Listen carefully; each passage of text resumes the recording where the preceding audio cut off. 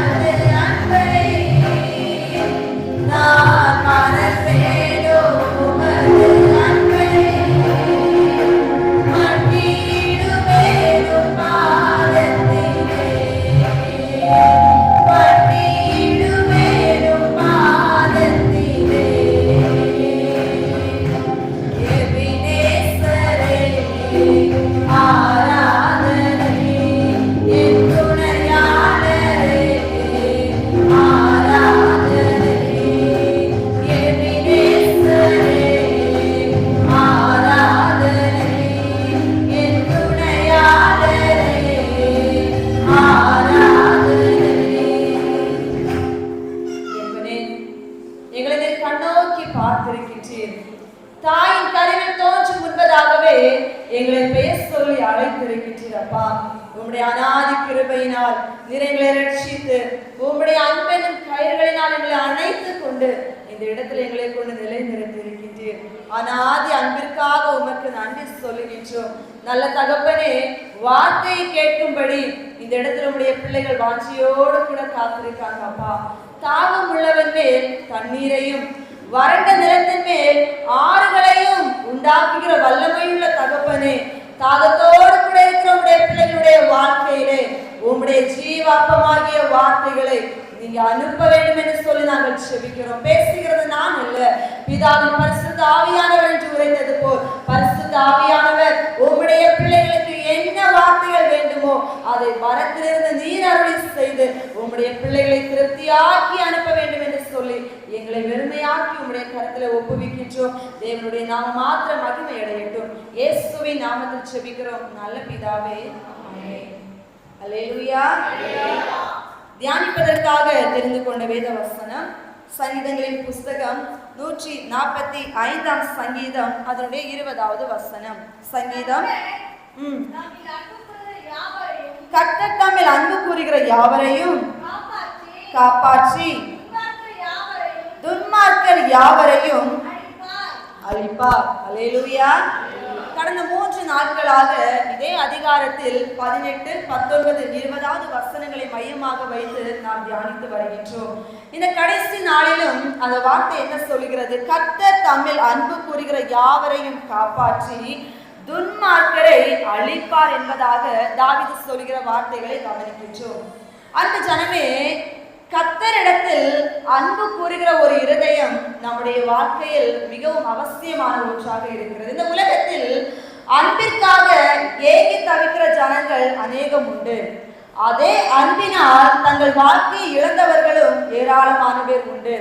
ஆனால் எந்த ஒரு மனிதன் தேவனிடத்தில் அளவுக்கு அதிகமான அன்பை ஒப்பு கொடுத்து உம்முடைய அன்பு இல்லாமல் இந்த உலகத்தினால் வாழ முடியாது என்றும் தேவன் தான் என்னுடைய எல்லாம் என்று சொல்லி தன்னுடைய வாழ்க்கையை எந்த மனிதன் ஒப்புவிக்கின்றானோ அந்த மனிதனை அவர் எல்லா இக்கட்டுகளில் நின்றும் எல்லா பிரச்சனைகளில் நின்றும், எல்லா போராட்டங்களில் நின்றும், எல்லா தடைகளில் நின்றும், எல்லா விதமான இழப்புகளில் நின்றும் அவர்களை மீட்டு எடுத்து மறுபடியும் அவர்கள் இழந்து போன ஸ்தானத்தில் அவர்களை நிலைநிறுத்தி அவர்களை ஆதரிப்பதற்கு அவர் போதுமான தெய்வமாக இருக்கின்றார்.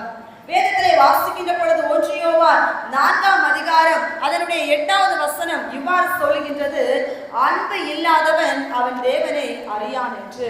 அன்பு மிக முக்கியமான ஒன்று. லவ், காட் இஸ் லவ்னு சொல்லுவாங்க. அன்பே கடவுள் என்று இல்லையா? நம்ம இருதயத்தில் இன்றைக்கு தேவன் மீது வைத்திருக்கிற அன்பு எவ்வளவாக இருக்கிற அன்பு ஜனமே? கர்த்தர் இன்னைக்கு நம்ம கூட அதை பேச விரும்புகின்றார். இந்த உலகத்திலே எதெல்லாமே நம்ம அதிகமா நேசிக்கின்றோம், ரொம்ப அதிகமா நேசித்து பல காரியங்களுக்கு ரொம்ப முக்கியத்துவம் கொடுக்கின்றோம். ஆனால் உங்களையும் என்னையும் நேசித்து இந்த பூமியில் வந்து தன் ஜீவனையை கொடுத்து உங்களை அவர் தம்முடைய இரத்தத்தினாலே மீட்டு கொடுத்து தம்முடைய சொந்த ஜனமாக மாற்றி இருக்கிறார் இல்லையா? அந்த தேவனிடத்தில் உங்களுடைய அன்பு எவ்வளவாக இருக்கின்றது? ஒரு மனிதனுக்காக உயிரை கொடுக்க ஈஸியாக சொல்கிறார்கள், நீர் இல்லை என்றால் நான் வாழ மாட்டேன் என்று. ஆனால் அவர் எதையுமே எதிர்பார்க்காமல் தன்னுடைய உயிரை கொடுத்தார். தன்னுடைய சரீர சுகத்தை இழந்தார், தன்னுடைய அழகை இழந்தார், தனக்கென்றிருந்த அத்தனையும் இழந்தார். நம்மை அவர் நேசித்ததினால் இன்றைக்கு நாம் எந்த அளவுக்கு ஏசப்பாவை நேசிக்கின்றோம்? வேதத்திலே சில மனிதர்களை சுட்டி காட்டி தேவனிடத்திலே அன்பு கூர்ந்ததினால் அவர்கள் வாழ்க்கையிலே அவர்கள் பெற்றுக்கொண்ட நன்மைகளை அடிப்படையாக கொண்டு இன்றைக்கு நாமும் தேவனிடத்தில் நம்முடைய அன்பை ஒப்பு கொடுக்கும்படிக்கு நம்முடைய வாழ்க்கையை அர்ப்பணிக்க போயிற்றோம். முதலாவது நாம் தியானிக்கின்ற பொழுது யோவான் சுவிசேஷம் அதனுடைய 11ஆம் அதிகாரம் அதனுடைய 1 முதல் 46 வரை உள்ள வசனங்களை நாம் தியானிக்கின்ற பொழுது அங்கே மார்த்தாள், மரியாள் மற்றும் லாசரு என்று பெயர் கொண்ட 3 நபர்களை குறித்து நாம் பார்க்க முடியும். அந்த மார்த்தாள், மரியாள், லாசரு இவர்கள் 3 பேரையும் எடுத்து பார்த்தால் இயேசுவினிடத்தில் மிகவும் அன்பாக இருந்த பிள்ளைகள். இயேசுவுக்கும் அவர்கள் மேல் அன்பு இருந்தது, இயேசுவின் மேல் அவர்களும் மிகவும் அன்பு வைத்திருந்தார்கள். ஒரு நாட்கள் வருகிறது, இந்த இடத்திலே லாசரு மரணத்திற்கு ஏதுவான ஒரு வியாதிப்பட்டு படுக்கையில் இருக்கின்றார். இந்த செய்தி இயேசுவின் காதுகளுக்கு வருகிறது. உங்களுக்கு ரொம்ப முக்கியமான ஒரு குடும்பத்தில் நீங்க மிகவும் நேசிக்கிற ஒரு மனிதன் வியாதிப்பட்டு படுக்கையில இருக்கின்றார், மரணத்திற்கு ஏதுவான ஒரு நிலையில் இருக்கின்றார். நீர் வருவீரே என்றால் அவன் சுகமாக்கப்படுவான் என்று. இயேசு அந்த வார்த்தைகளை கேட்ட உடனே இந்த வியாதி அது துக்கத்திற்கு ஏதுவானதாக அல்ல, தேவனுடைய மகிமைக்கு ஏதுவானதாக இருக்கிறது என்று சொல்லி அவர் கடந்து போகவில்லை, அமைதியாக இருக்கின்றார். அதே இடத்தில் ஊழியத்தை நிறைவேற்றிவிட்டு அவர் அங்கேயே இருக்கின்றார். இன்னும் நாட்கள் போகிறது. 4வது நாள் தான் இயேசு அந்த லாசருவை சந்திக்கும்படி புறப்பட்டு போகின்றார். ஏன் அந்த இடத்திலே ஆண்டவர் 4 நாட்கள் கழித்து போனார் என்றால் அதற்கு ஒரு காரியம் உண்டு. ஏற்கனவே அந்த தேசத்தில் அவர் ஊழியத்தை நிறைவேற்றுவதற்காக கடந்து போயிருந்தார். ஆனால் அங்கே இருந்த ஜனங்கள் இயேசுவை ஏற்றுக்கொள்ளவில்லை. அவரை கல்லறிந்து துரத்தி இவர் இந்த இடத்தில் வரக்கூடாது என்றும் அவர் செய்கிற காரியங்களை அவர்கள் ஏற்றுக்கொள்ளாதவர்களால் இயேசுவை துரத்தி விட்டார்கள். எனவே அவர் இந்த வாய்ப்பாக பயன்படுத்தி அந்த நேரத்தில் அவர் கடந்து போகாமல் லாசரு மரித்த பிறகு அவரிடத்தில் அவர் கடந்து போனார். அவருடைய வருகையை பார்த்த உடனே, அதை கேள்விப்பட்ட உடனே மார்த்தாளும் மரியாளும் கண்ணீர் விட்டு அழுகின்றார்கள். அதை பார்த்த இயேசுவும் கண்ணீர் விட்டார். மிகவும் அன்பு இயேசுவின் மீது கேட்ட ஒரு வார்த்தை, நீர் இங்கே இருந்திருப்பீரே ஆனால் என் சகோதரன் மரித்து போயிருக்க மாட்டானே என்று சொல்லி சத்தமிட்டு அழுறாங்க. இயேசுவுக்கும் கண்கள் கலங்கி விட்டது. மிகவும் மிகவும் மிகவும் ஒரு வேதனை. ஆனால் அன்பு மிகவும் அதிகமா இருக்காங்க. சொல்லி இருக்கலாம் இல்லையா, நீங்க ஏன் எங்க சகோதரனை நீங்க இந்த இடத்துல மரித்து போக வைத்தீங்கன்னு கேட்டு இருக்கலாம், கேட்கல. அந்த அளவுக்கு இயேசுவின் மீது அன்பு. இப்ப இயேசப்பா ஒரு வார்த்தை சொல்றாங்க, நீங்கள் விசுவாசித்தால் தேவனுடைய மகிமையை காண்பாய்ன்னு நான் உனக்கு சொல்லவில்லையா? ஏன் அந்த வார்த்தையை சொன்னார் என்றால், அந்த லாசருவினுடைய கல்லறையை திறக்க சொன்ன உடனே அவ்விடத்தில் அவர் சொன்ன வார்த்தை 4 நாள் ஆயிற்றே நாருமே என்று கேட்டால் உடனே இந்த வார்த்தையை அவர் சொன்னார். அந்த இடத்திலே அந்நாட்களில் ஒரு மனிதனை எப்படி அடக்கம் பண்ணுவார்கள் என்றால், ஒன்றில் பாறையினால் குடையப்பட்ட ஒரு கல்லறைக்குள் கொண்டு அடக்கம் பண்ணுவாங்க. அந்த இடத்துல பாறை இல்லை, ஆகினால் மண்ணினாலே குடையப்பட்ட ஒரு குகைக்குள்ளாகத்தான் லாசருவை அடக்கம் பண்ணியிருந்தாங்க. அந்நாட்கள் அடக்கம் பண்ணிய ஒரு மனிதனுடைய சரீரத்தில் முதலாவது ஒரு தைலத்தை பூசுவாங்க. அந்த தைலத்திற்கு பிற்பாடு ஒரு துணியை சுற்றுவாங்க. எதற்கு என்றால் அந்த தைலமும் அந்த துணி அப்படியே இறுக்கமா பற்றி கொள்ளும். நம்ம அதை கிழித்து எடுத்தோம்னா சதையோட சேர்ந்துதான் வரும். அந்த அளவுக்கு டைட்டா கட்டுவாங்க. லாசருவை அந்த மாதிரி தான் கட்டி 3 அடுக்கு துணிகளெல்லாம் சுற்றி கட்டுவாங்க. கால்களை தனித்தனியாக 2 கால்களையும் சேர்த்து கட்டுவாங்க. ஏனென்றால் அந்த சரீரம் வெடிக்க கூடாது, அந்த அளவுக்கு இறுக்கமா கட்டுவாங்க. தலையை தனியா கட்டுவாங்க. இப்படி கட்டிதான் லாசருவை உள்ளே அடக்கம் பண்ணினாங்க. இப்ப பாருங்க, ஆண்டவர் ஒரு வார்த்தை சொன்னார். என்ன? கல்லறை திறந்த உடனே லாசருவே வெளியே வா. நீங்க நல்லா நினைச்சு பார்க்கணும், இவ்வளவு கட்டப்பட்ட ஒரு மனிதன் சரீரம் அந்த அளவுக்கு இறுக்கமா கட்டப்பட்டிருக்கு, தனியா எழுப்பி வர முடியாது. ஆனால் அவருடைய வார்த்தையின் வல்லமை கடந்து போன பொழுது எந்த ஒரு வரலாற்றாலும் செய்ய முடியாத ஒரு காரியம் அவருடைய வார்த்தை அந்த லாசரு வெளியே வந்தது என்றால் ஜீவனோடு கூட. அல்லேலூயா! ஏன் அந்த காரியத்தை இயேசு தாமதமாக செய்தார் என்றால், ஒரு நாளில் இயேசுவை கல்லறைந்து விரட்டினாங்க. அவரை நம்பவில்லை, ஏற்றுக்கொள்ளவில்லை. இவர் ஒரு தேவனுடைய மேசியா என்று அவரை யாருமே அறியவில்லை, ஏற்றுக்கொள்ளவில்லை. அந்த சந்தர்ப்பத்தை பயன்படுத்தி தேவன் மீது அன்பாயிருந்த தம்முடைய ஜனங்களை கருவியாக பயன்படுத்தி வார்த்தையினால் ஒரு மனுஷனை எவ்வளவு கட்டப்பட்டிருந்தாலும், அவன் மரித்து எத்தனை நாட்கள் ஆகியிருந்தாலும், அவர்கள் எனக்கு உயிர்களாக இருக்கிறபடியினால் என் வார்த்தை என்கின்ற வல்லமையினால் அவர்களை வெளியே கொண்டு வர முடியும் என்று இயேசு அந்நாட்களிலே எல்லா ஜனங்கள் மத்தியில், வேடிக்கை பார்த்தவர்கள் மத்தியில், இயேசுவை நிராகரித்தவர்கள் மத்தியில், இயேசுவை புறக்கணித்தவர்கள் மத்தியில் லாசருவை ஜீவனோடு கூட வெளியே கொண்டு வந்து நிறுத்தினார். அல்லேலூயா! அந்த லாசருவினுடைய அந்த சரீரத்திலே சுற்றப்பட்ட அந்த துணிகளை கலற்றின பொழுது லாசருக்கு எந்த காயமும் இல்லை, எந்த தழும்புகளும் இல்லை, எந்த குறைவுகளும் இல்லை.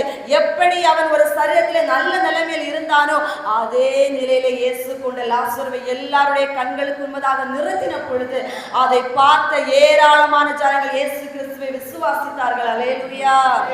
கர்த்தருடைய செயல்கள் கண்களுக்கெல்லாம் ஆச்சரியமானது. அன்பு ஜனமே, இயேசுவை நேசிக்கிற ஒரு மனிதனுடைய வாழ்க்கையில் ஒருவேளை அற்புதங்கள் தாமதமாய் நடக்கலாம், ஒருவேளை நம்ம எதிர்பார்த்த நேரத்தில் அது கிடைக்காமல் இருக்கலாம்.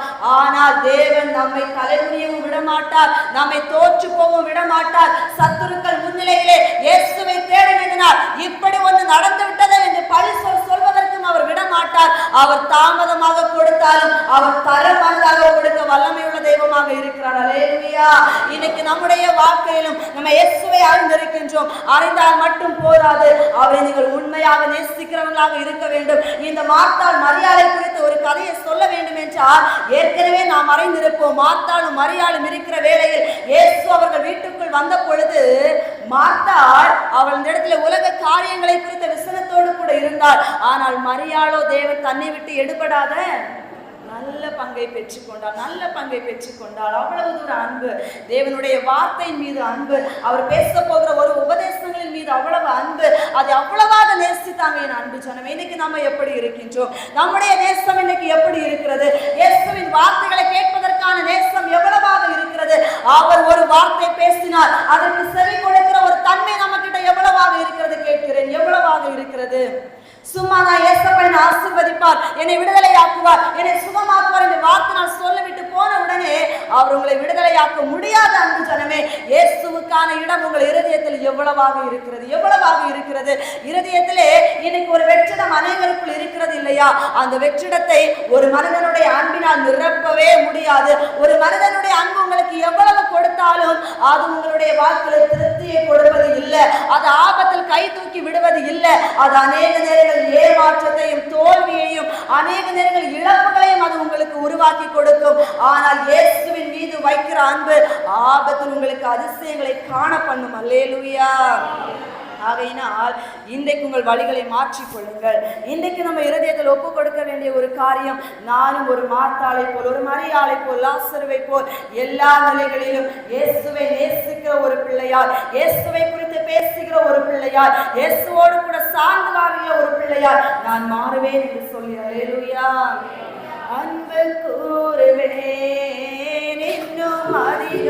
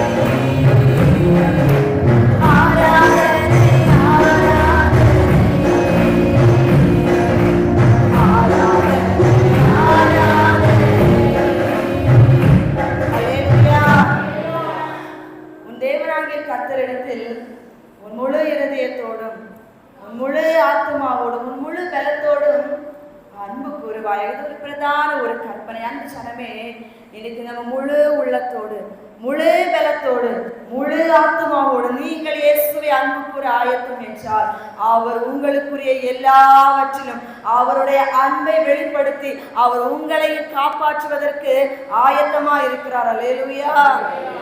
அடுத்ததாக நம்ம வேதத்துல பார்க்கின்ற பொழுது யோவான் சுவிசேஷம் 21ஆம் அதிகாரம் அதனுடைய 17வது வசனத்தை வாசியுங்கள். யோவான் சுவிசேஷம் 21ஆம் அதிகாரம் அதனுடைய 17வது வசனம். அவனை நோக்கி, யோனாவின் குமாரனாகிய சீமோனே, நீ என்னை நேசிக்கிறாயா என்றார். என்னை நேசிக்கிறாயா என்று அவர் 3ஆம் தரம் தன்னை கேட்டபடியினாலே பேதுரு துக்கப்பட்டு, ஆண்டவரே, நீர் எல்லாவற்றையும் அறிந்திருக்கிறீர், நான் உம்மை நேசிக்கிறேன் என்பதையும் நீர் அறிவீர் என்றார். இயேசு என் ஆடுகளை மேய்ப்பாயாக என்றார். அல்லேலூயா. பேதுரு இயேசுவின் இடத்தில் அன்பா இருந்த ஒரு சீடன். இயேசுவும் பேதுருவின் மீது அளவுக்கு அதிகமான ஒரு அன்பை வைத்திருந்தார். பேதுரு ஒரு நாட்களிலே வெறுமையானவனாய் மீன் பிடிப்பதற்காகத்தான் கடந்து போனார். ஆனால் ஒரு நாள் அந்த வெறுமையான பேதுருவை பார்த்த இயேசு கிறிஸ்து அந்த வெறுமையான படகிலே தான் நிறைவான வார்த்தையை கொடுப்பதற்கு ஏறி அமர்ந்தார். அந்நாட்களில் பேதுரு இயேசுவுக்கு இடம் கொடுத்தார். அவ்வளவு நேரம் அவர் போதகம் பண்ணின பொழுது அமைதியாக அந்த போதகத்தையும் கேட்டுக்கொண்டிருந்தார். இப்பொழுது போதகம் பண்ணி முடித்தவுடனே இயேசு சொன்ன வார்த்தை, ஆழத்திலே கொண்டு உன் வலையை போடு என்று. அந்த வார்த்தை அவர் கேட்டவுடனே சொன்ன வார்த்தை என்ன தெரியுமா? அவர் உடனே ஒரு வார்த்தை சொன்னார், நான் ராம் முழுவதும் கஷ்டப்பட்டேன், ஆனால் உங்க வார்த்தையின்படி வலைய போடுறேன்னு சொன்னாரு.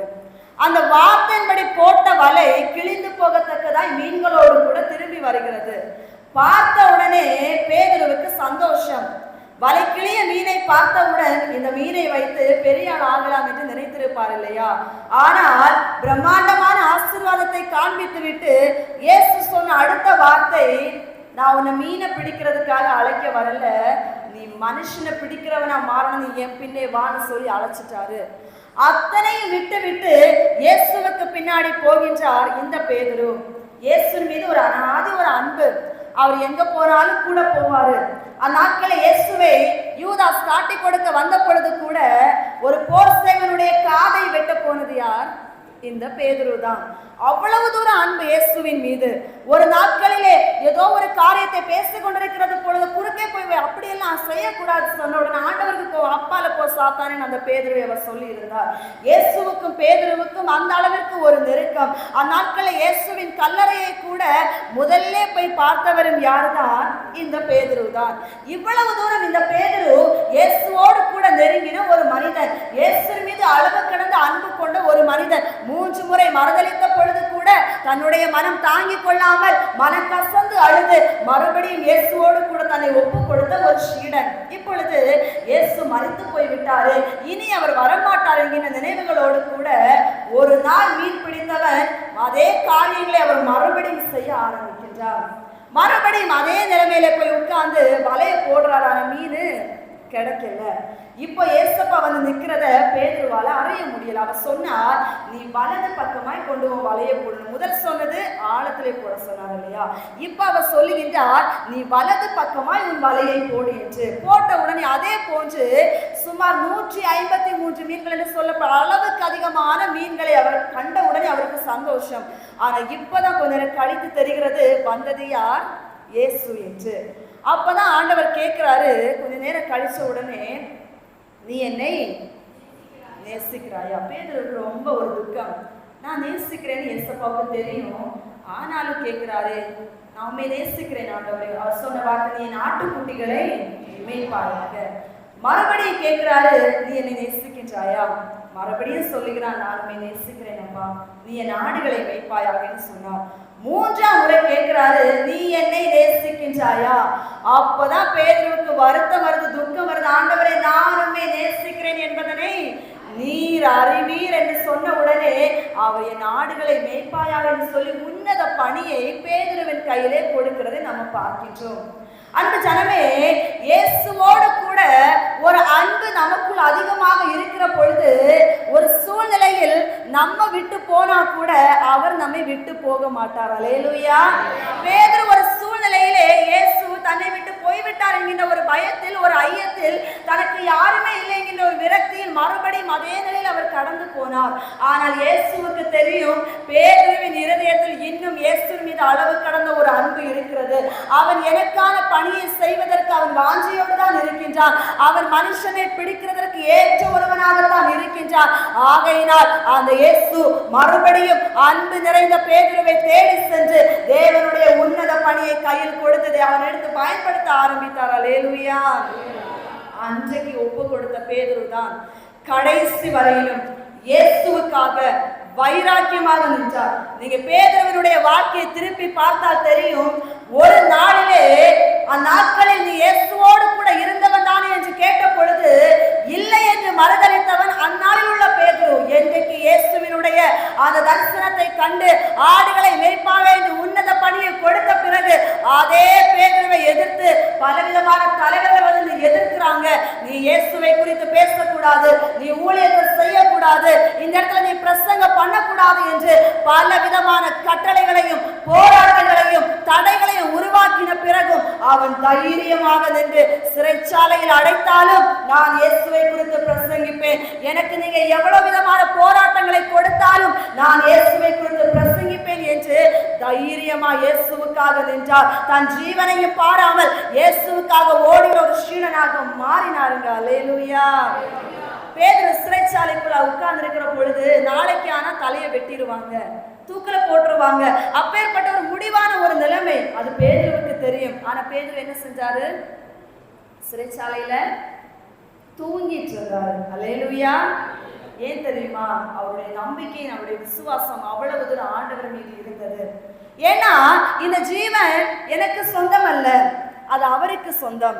இந்த சரீரம் எனக்கு சொந்தம் அல்ல, அது அவருக்கு சொந்தம். அவர் என்னை அழைத்திருக்கிறார், அவர் என்னை தெரிந்தெடுத்திருக்கிறார். நான் வாழ வேண்டும் என்பதும் நான் சாக வேண்டும் என்பதும் அது அவருடைய தீர்மானம் என்று தன்னை அவர் கையில் முழுமையாய் ஒப்பு கொடுத்து விட்டார். போய்விட்டார். இயேசுவின் அன்பிலே அவர் ஆழமாக மூழ்கி போய்விட்டார். அந்த அன்பினாலும் அந்த விசுவாசத்தினாலும் அந்த தைரியத்தினாலும் அந்த வைராக்கியத்தினாலும் கர்த்தர் மறுபடியும் பேதுருவை எடுத்து பிரயோஜனப்படுத்தினார். அல்லேலூயா. அந்த பேதுருவின் மூலம் எத்தனையோ ஜனங்கள் இயேசு கிறிஸ்துவை அறிந்தார்களே. இன்னைக்கு நம்ம இத்தனை பேர் உட்கார்ந்து இருக்கின்றோம், இத்தனை நாட்கள் தேவனுடைய வார்த்தைகளை கேட்டிருக்கின்றோம். உங்களிடத்திலே உங்கள் மூலம் எத்தனை ஆத்துமாக்கள் இயேசுவை அறிந்திருக்கின்றார்கள்? எத்தனை பேர் இயேசுவினுடைய ராஜ்யத்திற்கு நேராக உங்கள் மூலம் நடத்தப்பட்டிருக்கிறார்கள்? கேட்கிறேன் நான் அன்பு ஜனமே, இயேசுவின் அன்பு எப்படிப்பட்டது என்று உங்களுக்கு தெரியும். அவர் எப்பேற்பட்ட அன்பை நமக்கு கொடுத்திருக்கிறார் நமக்கு தெரியும். ஆனால் நீங்கள் இயேசுவின் மீது அன்பு பாராட்டி உங்ககிட்ட ஒரு பொறுப்பை கொடுக்கும்படி இன்னைக்கு நம்ம தகுதியுடையவர்களாக இருக்கின்றோமா? இன்னைக்கு நம்ம தகுதி வாய்ந்தவர்களாக இருக்கின்றோமா? நம்முடைய வாழ்க்கையிலே பாடுகள் உண்டு, ஒத்துக்கொள்ளுகின்றேன். நம்முடைய வாழ்க்கையில பிரச்சனைகள் உண்டு, நான் ஏற்றுக்கொள்ளுகின்றேன். நம்முடைய வாழ்க்கையில பலவீனங்கள் உண்டு, தரித்திரங்கள் உண்டு, கஷ்டங்கள் உண்டு, இழப்புகள் உண்டு, ஏமாற்றங்கள் உண்டு. ஆனால் அதன் நடுவில் ஒரு மனிதன் இயேசுவுக்காக எழுந்து நிற்பானே, ஆனால் அவனை ஒருவனாலும் அசைக்க முடியாதபடி கர்த்தரே அவனுக்கு கேடகமாக, துருகமாக, கோட்டையாக, கண்மலையாக, அரணாக இருந்து அவனை எடுத்த ஆயிரங்களுக்கு பிரயோஜனப்படுத்துவார். அல்லேலூயா. இன்றைக்கு உங்கள் கண்களுக்கு முன்பதாக நான் நிற்கின்றேன். எங்கள் வாழ்க்கையில பிரச்சனைகள் உண்டு, தரித்திரங்கள் உண்டு, போராட்டங்கள் உண்டு, ஏமாற்றங்கள் உண்டு, அநியாயங்கள், பலவிதமான ஒடுக்கங்கள் உண்டு. அதன் நடுவிலும் ஏன் இந்த இயேசுவை குறித்து பேச வந்து நிற்கிறேன் என்றால், இயேசு இல்லாத வாழ்க்கை குப்பை என்று கண்டு கொண்டபடியினால் இந்த இயேசுவுக்காக உயிரையும் கொடுக்கலாம் என்று சொல்லி அந்த இயேசுவின் அன்பை ருசித்தபடியினால் இன்றைக்கு இயேசுவுக்காக ஓட முடிகிறது. அல்லேலூயா. இயேசுவுக்காக லாபமான எதையும் நஷ்டம் என்று கருதுவதற்கு ஒரு மனிதன் ஆயத்தம் என்றால் அவனை எடுத்து ஜொலிக்க பண்ண இயேசுவும் ஆயத்தமாக இருக்கிறார். அல்லேலூயா. ஜீவனையும் பாராமல் நமக்கு கொடுக்கப்பட்ட எதையுமே கருதாமல் அவருடைய அன்பிலே உங்களை ஒப்புக் கொடுங்கள். அவருடைய அன்பிலே வாழும்படி உங்கள் வழிகளை ஒப்புக் கொடுங்கள். அல்லேலூயா. என்னை நேசிக்கின்றாயா?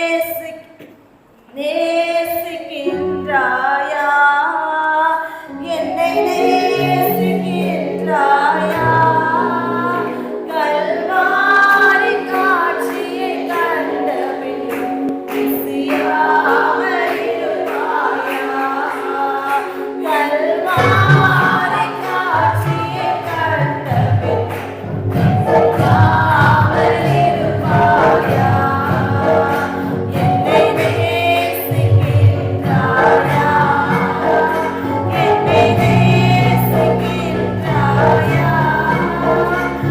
கல்வாரி காட்சியை கண்ட பின் பிசியாமல் இருப்பாயா? கல்வாரி காட்சியை கண்ட பின் பிசியாமல் இருப்பாயா? அல்லேலூயா.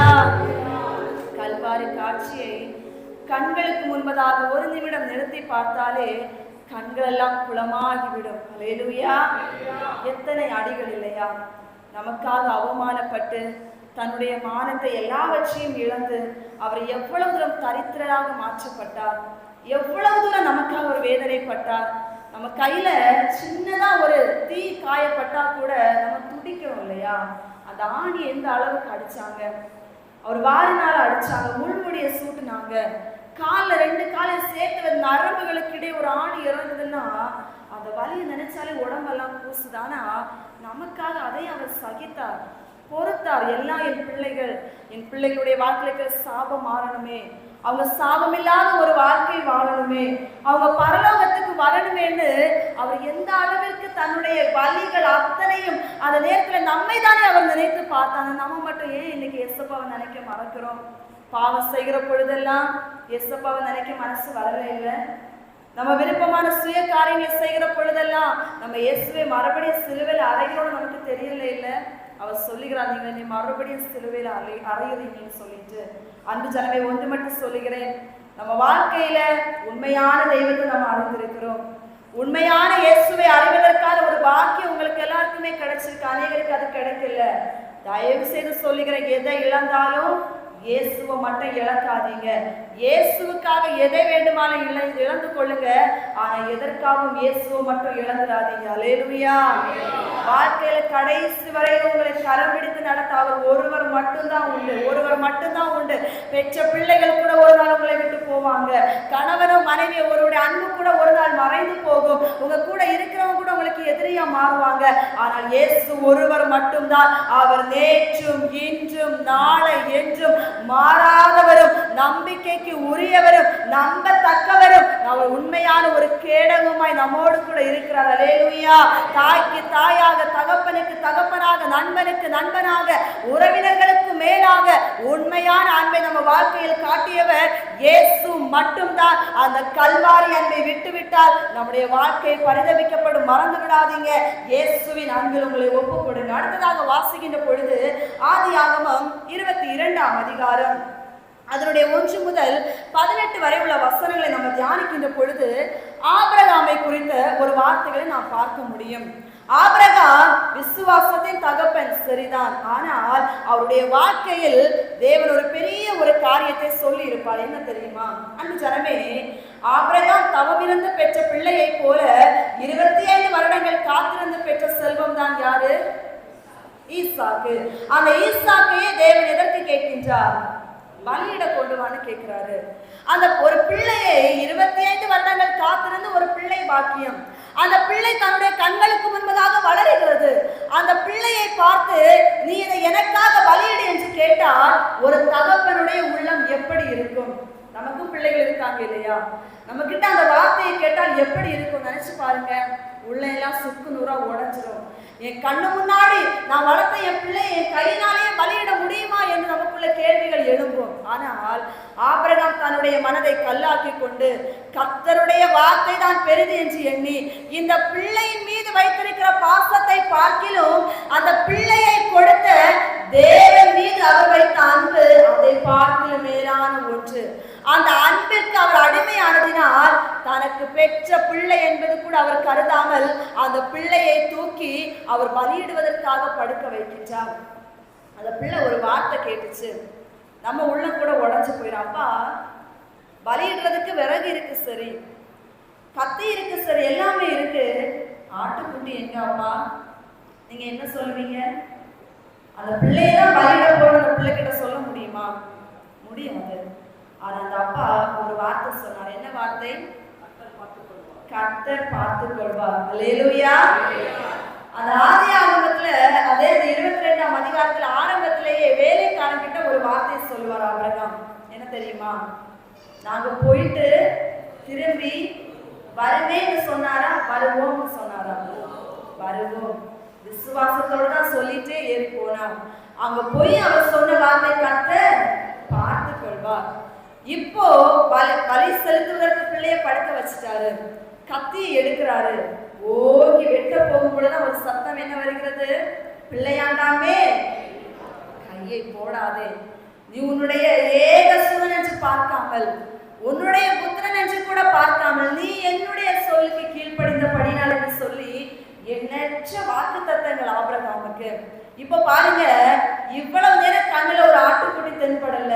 ஆனா கர்த்தருடைய சொல்லுக்கு கீழ்ப்படிந்து தன்னுடைய பிள்ளையின் மீது வைத்த அன்பை பார்க்கிலும் தேவன் மீது வைத்த அன்பை அவர் நேரத்தில் உறுதிப்படுத்தினபடியினால் இப்ப கண்களுக்கு முன்னால் ஒரு ஆட்டுக்குட்டியை காண்பித்து கொடுத்து அதை எடுத்து பலியிடு என்று கர்த்தர் பேசினார். அதே மாதிரி பலியிட்டு விட்டு சொன்னபடி அவங்க 2 பேருமே திரும்பி கடந்து வந்தாங்க. அல்லேலூயா. இன்னைக்கு நம்ம அன்பு எங்க இருக்கு? ஆபிரகாம் பிள்ளையை விட இயேசுவை அதிகமாக நேசித்தார். அந்த பிள்ளையை கொடுத்த தேவனை அதிகமாக நேசித்தார். இன்னைக்கு நம்ம அன்பு யாருக்கு அதிகமா இருக்கு கேட்கிறேன். நம்ம வாழ்க்கையில ஒன்றில் சொல்லுவாங்க, என்னுடைய பிள்ளைகள் தான் எனக்கு உயிர்னு சொல்லுவாங்க. இல்ல, என்னுடைய கணவன் தான் எனக்கு உயிர், என்னுடைய மனைவி தான் எனக்கு உயிர், என்னுடைய அம்மா அப்பா தான் எனக்கு சொத்துன்னு சொல்லிட்டு ஆண்டவர் கொடுத்த உறவுகளை தூக்கி மேல வைத்திருக்கிறவர்கள் எத்தனை பேர் இருக்கிறீங்க? உலக சிநேகம் தேவனுக்கு விரோதமான பகை. ஒருவன் தேவரை பார்க்கிலும் தன் மகனையாவது, தன் மகளையாவது, தன் தாயையாவது, தன் தகப்பனையாவது என்னிலும் அதிகமாய் நேசித்தால் அவன் எனக்கு பாத்திரன் அல்ல. அவன் எனக்கு பாத்திரன் அல்ல. இயேசு சொன்ன வார்த்தைகள் ஞாபகம் இருக்கிறதா அன்பு ஜனமே? உங்க இருதயத்துல நீங்க கேள்வியை எழுப்புங்க. யாருக்கு முதலிடம் கொடுத்திருக்கிறீங்க உங்க இருதயத்துல? என்னுடைய வாழ்க்கையில இந்த ஒரு மனிதன் இல்லைன்னா நான் உயிர் வாழ மாட்டேன்னு சொல்லுகிற எத்தனை ஜனங்கள் இருக்கிறீங்க இந்த உலகத்துல? எத்தனை பேர் இருக்கிறீங்க? அன்பு ஜனமே, ஒன்று மட்டும் சொல்லுகிறேன், இயேசுவின் அன்பை பார்க்கிலும் எதை தூக்கி அது உங்களுக்கு கண்டிப்பா பிரச்சனையை கொண்டு வரும். அதுல எந்த மாற்றமும் இல்லை. தேவனை பார்க்கல முதலிடம் எதுக்கு கொடுக்கிறீங்களோ அது உங்க வாழ்க்கையில பெரும் தீமைகளை கொண்டு வரும். அதுல எந்த மாற்றமும் இல்லை. நீங்க தேவனுக்கு முதலிடம் கொடுத்து அவரை உங்கள் இருதயத்தில் மேலானவராக நீங்கள் வைத்து பாருங்கள். உங்களுக்கு உரியது உங்களோடு கூட இருக்கும். அல்லேலூயா. அது உங்களுக்கு முள்ளாக குத்தாமல் அது உங்களுக்கு ஆசீர்வாதமாக மாறும். இயேசுவின் நாமத்தில் இன்னைக்கு நம்முடைய வாழ்க்கையில் நம்ம இரண்டாவதாக செய்யக்கூடிய ஒரு காரியம், உங்க வாழ்க்கையில இயேசுவை அதிகமாக நேசிக்க, அவர் ஒருவரை முதலாவதாக நேசிக்க உங்கள் இருதயத்தில் இடம் கொடுங்க. அன்பு ஜனமே, இந்த இருதயம் தேவன் தங்குகிற, தேவன் அமருகிற ஒரு சிங்காசனம். ஆனா இந்த இருதயத்திலே இன்னைக்கு எப்பேற்பட்ட தீமையான காரியங்களையும், எப்பேற்பட்ட கேடுள்ள காரியங்களையும், எப்பேற்பட்ட திருக்குள்ள காரியங்களையும் வைத்து தேவன் உள்ளே வாசம் பண்ண முடியாதபடிக்கு, அவருடைய அன்பினால் பரிபூரணம் அடைய முடியாதபடிக்கு இந்த இருதயத்தை இன்னைக்கு தீட்டுப்படுத்தி வைத்திருக்கின்றோமே. ஒரு சின்ன தவறு செய்தால் கூட என் தேவன் அதை விரும்புகிறவர் அல்ல, அவர் அதை வெறுக்கிறவராக இருக்கின்றார். நம்ம நினைக்கலாம் அவர் இரக்கம் உள்ளவர், அவர் அன்பு உள்ளவர், அவர் தயவு உள்ளவர், அவர் நீடிய சாந்தம் உள்ளவர், அவர் கிருபை உள்ளவர், அவர் தயாபரர் என்று எண்ணற்ற வார்த்தைகளை சொல்லி அவரை புகழ்ந்து பேசலாம். ஆனால் அவர் மறுபக்கம் பட்சிக்கிற அக்கினி என்பதை மறந்து விடாதீர்கள். அல்லேலூயா. அவர் பட்சிக்கிற அக்கினியாகவும் இருப்பார். அவர் நீதியுள்ள நியாயாதிபதியாக வரவும் போகின்றார். ஆகையினால் உங்கள் இருதயத்தில் யாருக்கு நீங்க இடத்தை கொடுத்து வச்சிருக்கீங்கன்னு சொல்லிட்டு இன்னைக்கு ஆராய்ந்து பார்த்து, இயேசு இல்லாத இருதயம் அது இருளான இருதயம் என்பதை மறந்து விடாதபடி இருதயத்தில் இயேசு தங்கும் சிங்காசனமாய் உங்கள் இருதயத்தை மாற்றுங்கள் என்று சொல்லி கர்த்தர் இன்னைக்கு நம்மோடு கூட பேசிக் கொண்டிருக்கிறார். அல்லேலூயா. மனிதன் முகத்தை பார்ப்பான், தேவனோ இருதயத்தை பார்க்கின்றார். வெளித்தோற்றமான விண்ணப்பத்தையும் வெளித்தோற்றமான ஆராதனையும் பார்த்து மனிதர்கள் ஏமாந்து விடலாம். தேவனை யாராலையுமே ஏமாற்ற முடியாது, யாராலையுமே ஏமாற்ற முடியாது. நான் உண்மை நேசிக்கிறேன்னு சொல்லிட்டு பாடலாம், அழகா பாடலாம். ஆனா அது எங்க இருந்து வருதுன்னு சொல்லிட்டு அவருக்கு தான் தெரியும். அது உள்ளத்துல இருந்து வருதா உதடுகளில் இருந்து வருதான்னு சொல்லிட்டு அவருக்கு தெரியும். என் அன்பு ஜனமே, அவருக்கு தெரியும். கண்ணீரெல்லாம் எடுத்து பாட்டு பாடலாம், நல்ல சத்தம் உயர்த்தி பாடலாம், நல்ல கரங்களை தட்டி நம்ம அந்நிய பாஷைகள் நிறைந்து பேசலாம். ஆனால் 1 கொரிந்தியர் 13ஆம் அதிகாரத்தை வாசித்து பார்த்தால் அதனுடைய அர்த்தமும் உங்களுக்கு தெரியும் இல்லையா? ஒருவன் மனித பாஷைகளை பேசினாலும் சரி, தூதர்கள் பாஷைகள் பேசினாலும் சரி, அன்பு எனக்கு இராவிட்டால் நான் சத்தமிடுகிற வெண்கலத்தை போலவும் ஓசரிகிற கைத்தாளத்தை போலவும் இருப்பேன்னு சொல்றாரு. அன்புக்கு பொறாமை இல்லை. அன்பு தன்னை புகழாது, இருமாப்பா இராது, அயோக்கியமானது செய்யாது, தற்பொழிவை நாடாது, சினமடையாது, அநியாயத்தில் சந்தோஷப்படாமல் சத்தியத்தில் சந்தோஷப்படும் என்று அன்பை குறித்து பவுல் சொன்ன வார்த்தைகள் ஏராளம் உண்டு. நம்ம நார்மலா சொல்லிட்டு போவோம், அன்பா இருக்கணும், ஆண்டவரை நேசிக்கணும். ஆனா அதுல உள்ள எவ்வளவு விஷயங்கள் இருக்கு தெரியுமா என் அன்பு ஜனமே? நம்ம நினைக்கிறோம் இன்னைக்கு நம்ம ஆவியிலே நிறைந்து அனல் கொண்டு அவரை ஆராதித்ததனை மட்டும் போதும் என்று. அதை கூட தான் பவுல் சொல்லினார். அது இருந்தும் உன்கிட்ட அன்பு இல்லைன்னா நீ ஒண்ணுமே இல்லை, குப்பை என்று சொல்லி பவுல் அழகாக பேசுகின்றார். கொரிந்து பட்டணம் திருச்சபையை பார்த்தவர் பேசின வார்த்தை. கொரிந்து திருச்சபை எடுத்து பார்த்தால் அங்கே ஆராதனை இருந்தது.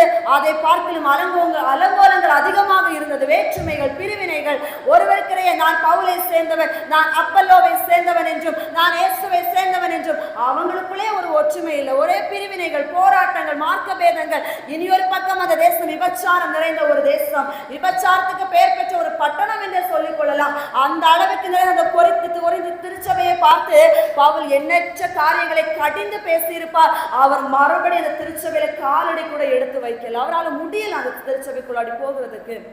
அந்த அளவுக்கு பிரிவினைகள், அந்த அளவுக்கு கர்த்தர் வெறுக்கத்தக்க அருவருப்பு அந்த திருச்சபைக்குள்ள இருந்தேன் அன்பு ஜனமே. ஆனாலும் தேவரை குறித்து பாடினாங்க, துதித்தாங்க.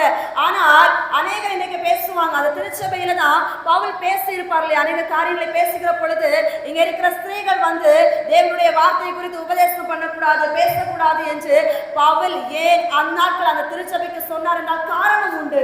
அந்த தேசத்துல இருந்த ஸ்திரீகள் அத்தனையுமே பாவத்துக்கு அடிமைப்பட்டவங்க. அதுல மீட்டு வந்தவர்கள் தான் கொஞ்சம் பேர் திருச்சபையில சேர்த்துக் கொள்ளப்பட்டாங்க. ஆகையினால் இப்பேற்பட்ட ஒரு நிலைமை இந்த தேசத்துல இருப்பதினால் இவர்களை கொண்டு அவ்விடத்துல தேவனுடைய வார்த்தையை போதகம் பண்ண வைக்க கூடாதுன்னு கட்டளை விதித்தாங்க. ஆனால் அதே இன்னைக்கு தேசத்துல எத்தனையோ பேர் உண்மைத்துவம் பின்னணி என்று அறியாமல் தேவனுடைய வார்த்தையை ஒரு ஸ்திரீயானவள் போதகம் பண்ண கூடாதுன்னு சொல்லி அதை குறித்தும் இன்னைக்கு வாதம் பண்ணினவர்கள் ஏராளமான பேர் உண்டு தேசத்திலே. ஹல்லேலூயா. தேவன் ஒரு காரியத்தை பேசி இருப்பாரே ஆனால், ஒரு மனிதன் போல ஒரு காரியத்தை சொல்லி இருப்பாரே ஆனால், அதற்கு பின்னணி ஒரு காரியம் இருக்கும். அவர் ஒரு காரியத்தை இல்லாமல் ஒரு வசனத்தை அவர் வெளிப்படுத்தி இருக்கவே மாட்டாரே அன்பு ஜனமே. ஆகையினால் இன்னைக்கு நம்முடைய திருச்சபை நம்முடைய இடத்துல அமர்ந்திருக்கிறவங்க ஒவ்வொருடைய இருதயத்தை நீங்களே இன்னைக்கு ஆராய்ந்து பார்க்க வேண்டும் என்று கர்த்தர் பேசிக் கொண்டிருக்கின்றார். நம்ம எவ்வளவுதான் ஆண்டவரோடு கூட நெருங்க வேண்டும் என்று வார்த்தைனால இந்த இடத்துல தாளம் தட்டி விட்டு போவது அல்ல. எவ்வளவுதான் நீங்க அனல் கொண்டு ஆராதிக்கிறது மட்டும் அல்ல, இருதயத்தில் இயேசுவின் மீதான அன்பு அவ்வளவு அதிகமாக இருந்தால் மட்டும்தான் நீங்க தேவனோடு கூட நெருங்க முடியும். என் அன்பு ஜனமே, ஒரு விஷயனுடைய சாட்சியை நான் சொல்லணும்னா, பல வருடங்களுக்கு முன்பதாக நடந்த ஒரு சாட்சி. அந்த மனிதன் கடல் கடந்து போய் ஒரு தீவுக்குள்ளாக இறங்குகின்றார். குடும்பத்தோடு கூட தான் கடந்து போனார். தேவனுடைய வார்த்தை குறித்து போதகம் பண்ணி அநேகரை கிறிஸ்துவுக்கு நடத்த வேண்டும் என்கின்ற ஒரு முடிவோடு கூட தான் கடந்து அந்த காலடி எடுத்து வைத்தார் அந்த தீவுக்குள்ளாடி. ஆனா அவர் முதல் முறை ஊழியத்திற்கு அந்த தீவுக்குள்ள கடந்து போனப்பொழுது அவங்களை அடித்து காலெல்லாம் கையெல்லாம் உடைச்சு அனுப்பிட்டாங்க.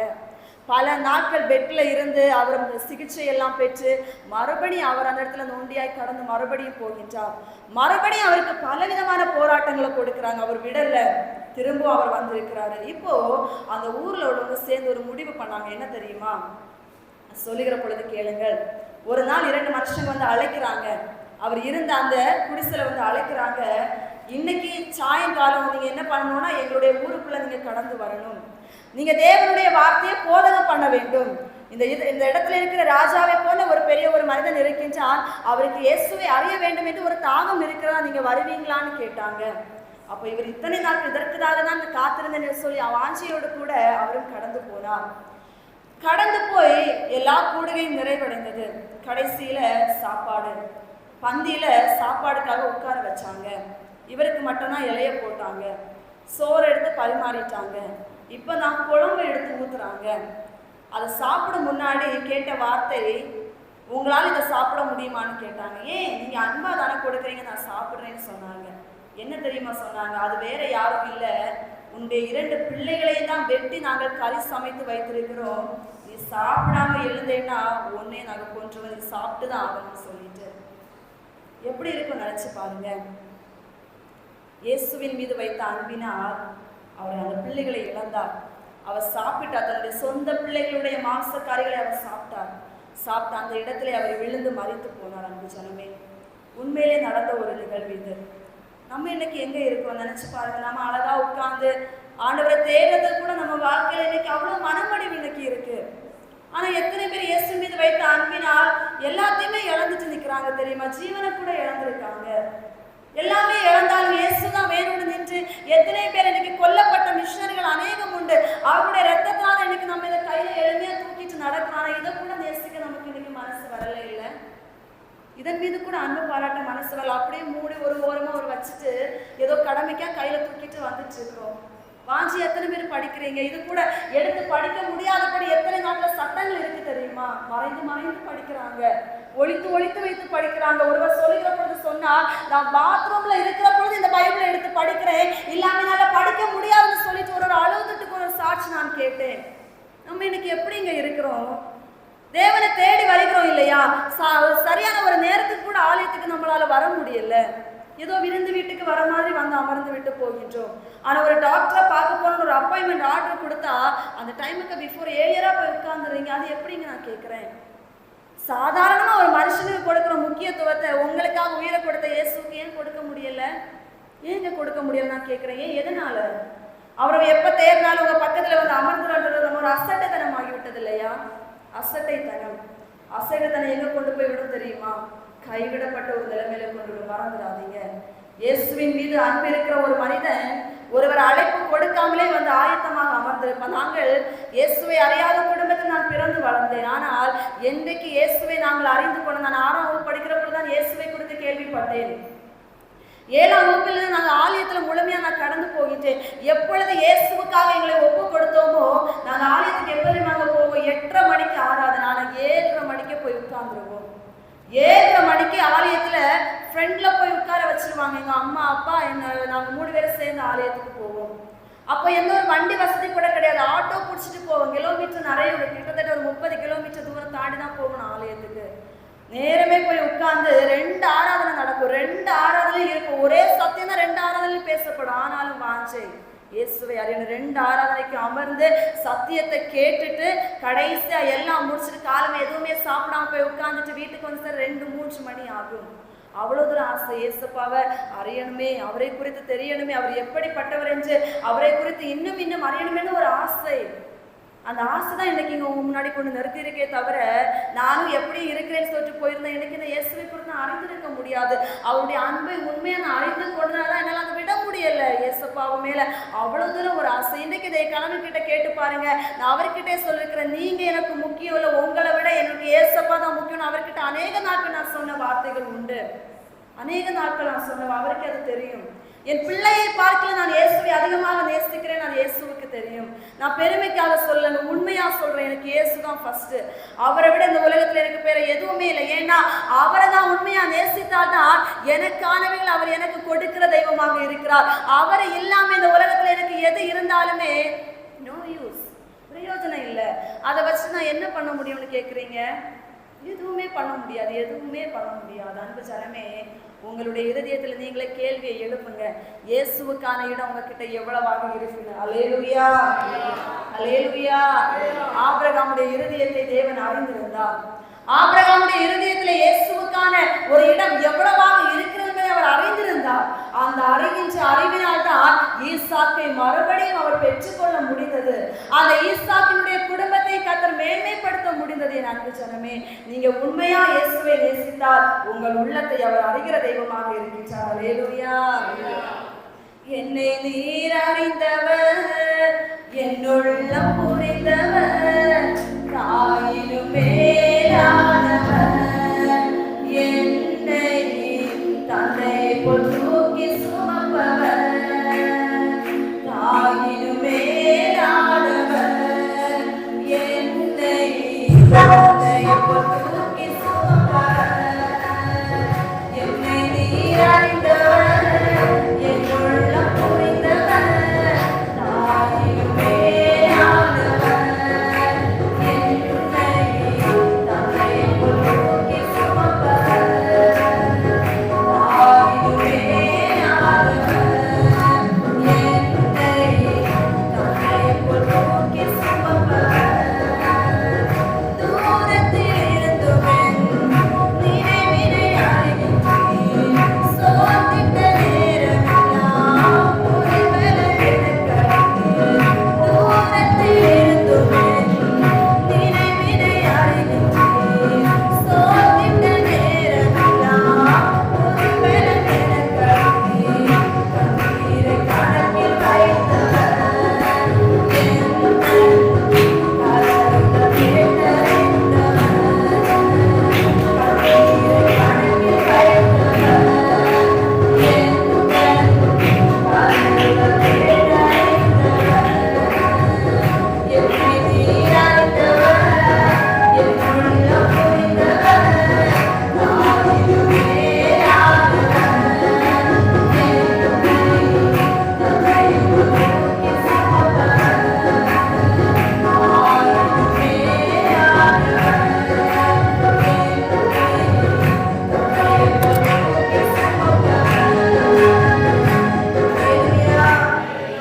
சந்தோஷமா இருக்கீங்களா? அல்லேலூயா.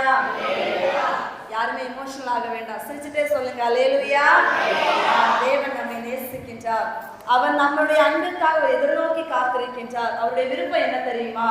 காணாம போயிட்டோம், ஏதோ உலகத்தை பார்த்த ஒரு ஆசையில இயேசுவை விட்டு தூரம் போயிட்டோம். அவர் விரும்புகின்றார் இளைய குமாரனை போல மறுபடியும் என்கிட்ட வரமாட்டாங்களான்னு உங்களை பார்த்து அவர் ஏக்கத்தோடு கேட்கின்றார். மறுபடியும் என்னுடைய அன்பினுடைய ஆழத்தை அறிந்து என்கிட்ட வரமாட்டாங்களான்னு உங்களை பார்த்து கேட்கின்றார். அந்த இளைய குமாரன் ஒரு நாள் அப்பாவோடு கூட இருந்த பொழுது அப்பாவோட பாசம் தெரியல, அப்பா கொடுத்த சாப்பாடுடைய அருமை புரியல, அப்பா கொடுத்த வஸ்திரத்தோட மதிப்பு தெரியல, அழகான ஒரு மோதிரங்கள் எல்லாம் அணிந்து நல்ல பாதரட்சிகள் எல்லாம் தொடுத்து எவ்வளவு விசாலமான வாழ்க்கை வாழ்ந்த ஒரு வசதி அவனுக்கு புரியல. ஆனா இந்த உலகத்தின் மீது ஆசைப்பட்டு, உலக பொருட்கள் மீது ஆசைப்பட்டு இயேசுவை விட்டு தூரம் போனது போல அப்பாவுடைய அன்பை விட்டு தூரம் ஓடிட்டாரு. ஆனா ஒருவேளை சாப்பாட்டுக்கு கூட வழி இல்லாம, பந்தியினுடைய தவிட்டுக்கு கூட வழி இல்லாம போன பொழுதுதான் அப்பாவுடைய பாசம் புரிஞ்சு, அப்பாவுடைய அன்பு அப்பதான் தெரிஞ்சு. மறுபடியும் அப்பா கிட்ட ஓடி வந்த உடனே அந்த அப்பா ஏற்றுக்கொண்டார். அல்லேலூயா. உங்களையும் அவர் கேட்கின்றார், மறுபடியும் நீங்கள் காணாமல் போன ஆட்டை போல போயிட்டீங்க, மறுபடியும் வர வேண்டும் என்று அவர் நம்மை ஆவலாய் அழைக்கின்றார். இன்றைக்கு நீங்கள் ஒப்பு கொடுத்தீர்களே, ஆனால் இயேசு உங்களை மறுபடியும் அதே ஸ்தானத்தில் வாழ வைக்க அவர் ஆயத்தமாக இருக்கிறார். அல்லேலூயா. சத்தமா சொல்லுங்க அல்லேலூயா. இன்னும் நம்ம அடுத்ததாக பார்க்கின்ற பொழுது, தேவனிடத்தில் அன்பு கூறாமல் இந்த உலகத்திடத்தில் அன்பு கூறுகின்ற பொழுது அது நம்முடைய வாழ்க்கையிலே மிகப்பெரிய ஒரு வேதனையை கொண்டு வருகிறதாக வேதத்தில் நம்ம பார்க்க முடியும். வேதத்தில் சிம்சோனுடைய வாழ்க்கை எல்லோருக்கும் தெரியும். சிம்சோன் எல்லாருக்கும் தெரியுமா? தெரியுமாங்க? தெரியாதுன்னு சொல்றாங்க, சொல்லுங்க. எல்லாருக்கும் தெரியும். சிம்சோனுடைய வாழ்க்கையில என்ன பிரச்சனை வந்துச்சு? என்ன பிரச்சனை வந்துச்சு? சிம்சோன் எவ்வளவு பெரிய வல்லமையுள்ள ஒரு மனிதன், ரொம்ப ஒரு பலம் வாய்ந்த ஒரு மனிதன். அவருடைய பலத்துக்கு முன்னாடி யாருமே நிற்க முடியாது. யாரு போனாலும் அடிச்சு தூக்கி போட்டுருவார். அந்த அளவுக்கு ஒரு பலசாலி இல்லையா? ஆனா ஒரு பலசாலி தேவனுடைய நாமத்தினாலே உருவாக்கப்பட்ட ஒரு மனிதன், தீர்க்கதரிசனம் உரைக்கப்பட்டு வெளிப்படுத்தப்பட்ட ஒரு மனிதன். அந்த மனிதன் பூமியிலே பிறந்து தேவனுடைய திட்டத்தை நிறைவேற்றுவதற்காக, அதாவது அடிமைப்பட்ட இஸ்ரவேல் ஜனங்களை மீட்டு எடுப்பதற்காகத்தான் தேவன் சிம்சோனை ஒரு பலம் வாய்ந்த ஒரு மனிதனாக ஏற்படுத்தினார். ஆனால் அந்த சிம்சோன் தேவன் மீது உண்மையான அன்பு வைக்காதவனாய் இந்த உலக அன்பை பார்த்தவுடனே மயங்கி விழுந்தபடியினால் அவருடைய வாழ்க்கையும் அதே போல போயிற்று. அவருடைய வாழ்க்கை அதே போல போயிற்று. தெலீலாளை பார்த்த உடனே தேவனுடைய வார்த்தை மறந்து விட்டது. அவள் மடியில் படுக்க வைத்து கேட்கின்றாள் அல்லவா, உன்னுடைய பலத்தினுடைய ரகசியத்தை சொல் என்று கேட்டாள். முதல்ல சொல்லல, இரண்டாவது முறையும் சொல்லல, மூன்றாவது ஒரு வார்த்தை சொன்ன. என்ன தெரியுமா? நீ என்ன உண்மையாய் நேசிக்கிறேன்னா நீ சொல்லுவ. தந்திரத்தை பார்த்தீங்களா? பிசாசு இப்படிதான் பண்ணுவான். தந்திரமா கேட்கிற, நீ என்ன உண்மையா நேசித்துனா நீ சொல்லி இருப்ப. அப்ப நீ என்ன உண்மையா லவ் பண்ணல, சரிதான் சொல்லிட்டு அழகான ஒரு வார்த்தையை வைக்கிறான். அந்த வார்த்தையை வைத்த உடனே சிம்சோன் நம்பி அந்த வார்த்தைகளை என்ன பண்ணிட்டான்? ரகசியத்தை சொல்லிட்டான். அந்த ரகசியம் வெளிவந்த உடனே அவனுடைய சரித்திரமே தலைகீழாக மாறுது.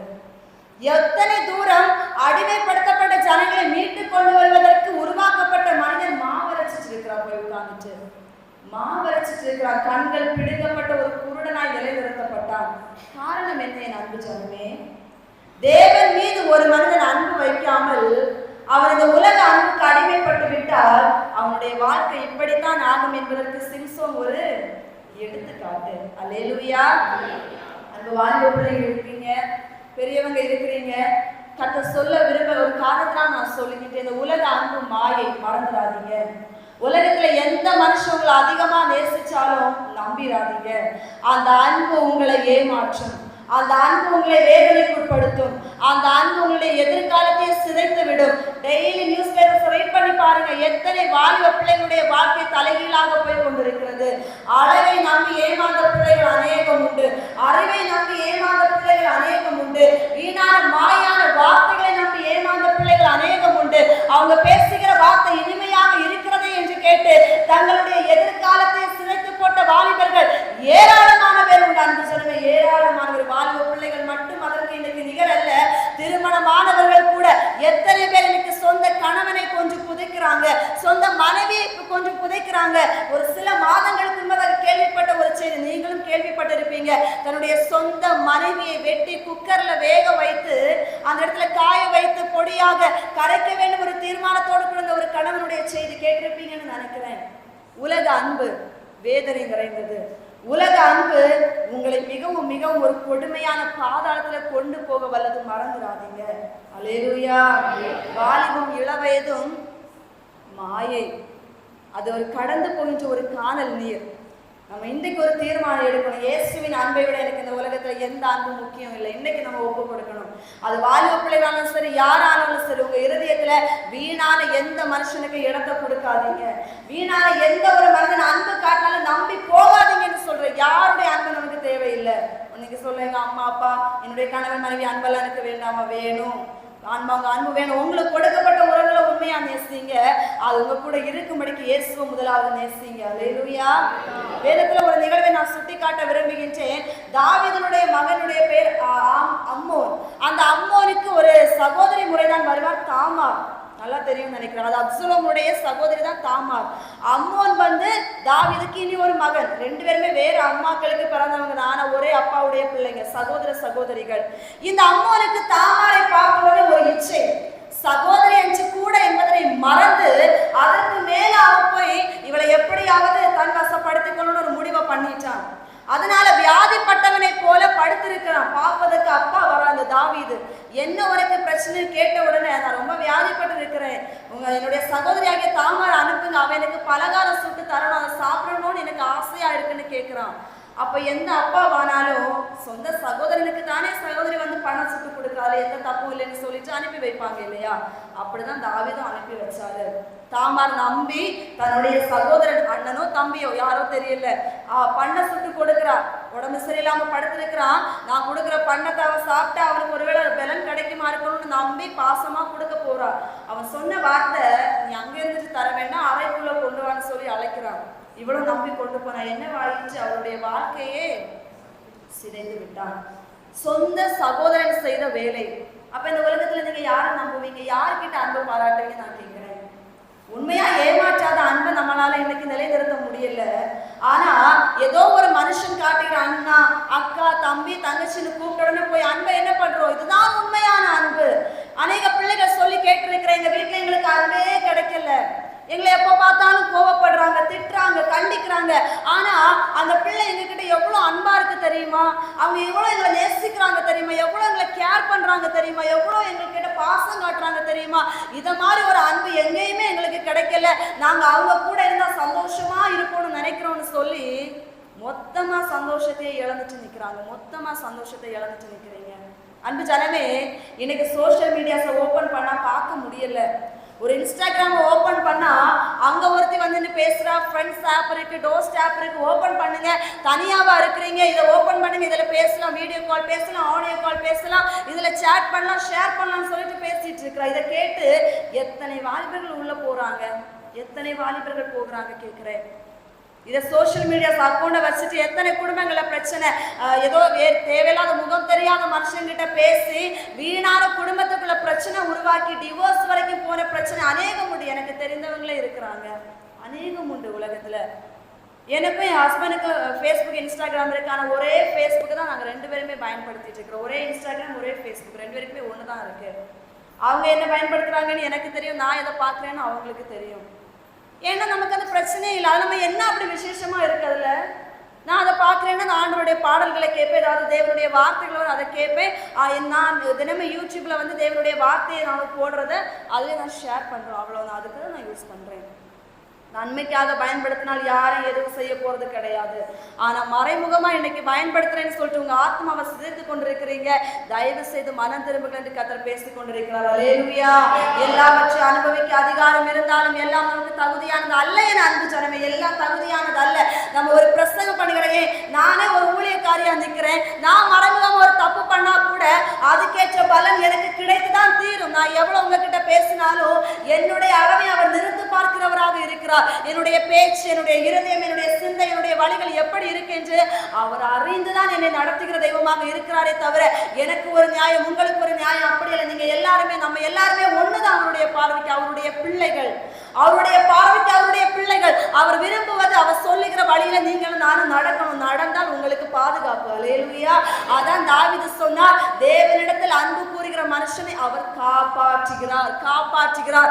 ஏன் இன்னைக்கு அநேகருடைய வாழ்க்கை காப்பாற்ற முடியாம பாதாளத்துக்கு நேராக போகுதுன்னா தேவன் மேல அன்பு பாராட்டல். அதனால மனுஷன் அன்பை பார்த்த உடனே மயங்கி கீழே விழுந்துட்டு இதுதான் சொற்பம்னு சொல்லி போறதுனால மொத்தமா இழந்துட்டு இன்னைக்கு வாழ்க்கையை தெருவில் பயந்திருக்கிற பிரச்சனை எத்தனை பேருக்கு இருக்கிறது என் அன்பு ஜனமே, எத்தனை பேர் அதுக்கப்புறம் அழுறாங்க.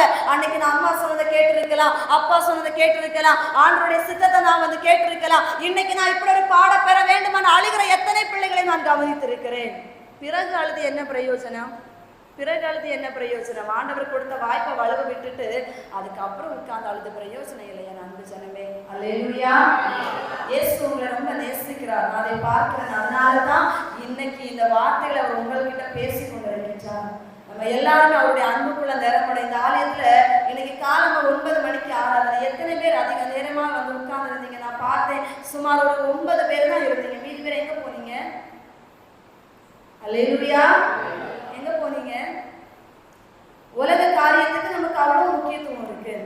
சாப்பிட்றதுக்கு டைம் இருக்கு, தூங்குறதுக்கு டைம் இருக்கு, நமக்கான கடமைகளை செய்ய டைம் இருக்கு, வேலைக்கு போற டைம் இருக்கு, எல்லாத்துக்கும் டைம் இருக்கு. ஆனா தேவ வாரத்துல ஒரு நாள் ஆண்டவரை ஆராதிப்பதற்கான டைம் நமக்கு இல்லை. இன்னைக்கு எப்ப வேணாலும் போல 9:30 10 மணி 10:30 வந்து இப்படி உட்கார்ந்துட்டு போறதுனால என்ன பிரயோஜனம்? யாருக்காக வரீங்கன்னு நான் கேட்கிறேன். யாரை பாக்குறதுக்கு வரலைன்னா பாஸ்டர் கேள்வி கேட்பாங்க, அதுக்காக வந்து உட்கார்ந்துருக்கீங்களா?